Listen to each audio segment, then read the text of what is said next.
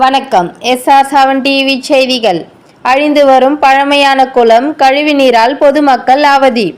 கழிவுநீர் சூழ்ந்து காணப்படும் அழிந்து வரும் வாணியம் குளம் நடவடிக்கை எடுக்காத நிர்வாகம்.